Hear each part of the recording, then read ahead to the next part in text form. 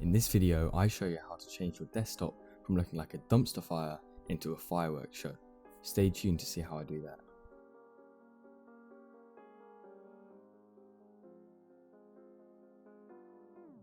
Okay, so for this lovely wallpaper, you're going to have to download a few things to get it set up. Now, this is optional, but if you want to have the live wallpaper, you're going to have to buy this thing called Wallpaper Engine, which is around £2.99 or $4.20. However, there is a free live wallpaper app that you can use, and I'll make a video on that afterwards to show you how that works. Now, this is the wallpaper that I use, and it is zoomed in a little bit because I've spread it across 2 monitors, but it looks a lot better zoomed in, I feel. This is the one that I use. It's called Purple Swirls. I'll link it in the description so you can see that, and you can see it's going across my 2 monitors, but it's really nice wallpaper, and I've got it to spread across the 2, and it looks amazing when it's like, you know, just floating around and stuff. It's quite relaxing. It works really well in a purple setup, so if you've got purple lights or whatever, it looks really good in that. Now, for all of these widgets, you're going to have to download a thing called Rainmeter, and I'm going to walk you through that process now. Okay, so you're going to want to go to rainmeter.net, it'll be in the description, and you're going to want to press download. Okay, so now once it's downloaded, you're going to want to go for standard installation, save it wherever you want, and then press finish when it's finished downloading. So now you're going to have this. However, you won't have all of the things that I have here because you're going to need to download them.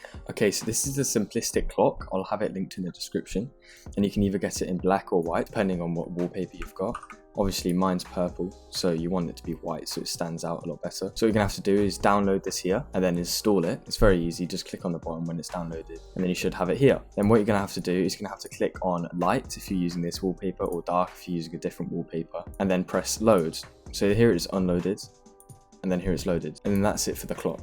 The next one that you're gonna wanna have is the NR Cantas, which is the audio visualizer that we're gonna be using. It's just like this.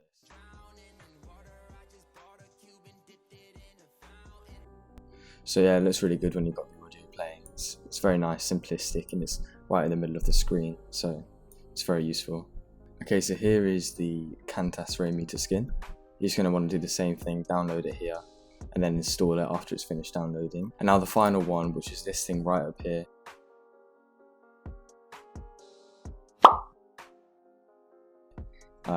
It's a little bit more complicated, so I'm going to have to run it through in the steps. So this is called Jack's Core Skins. I'll have this linked in the description as well. And this is how you can get this thing right up here.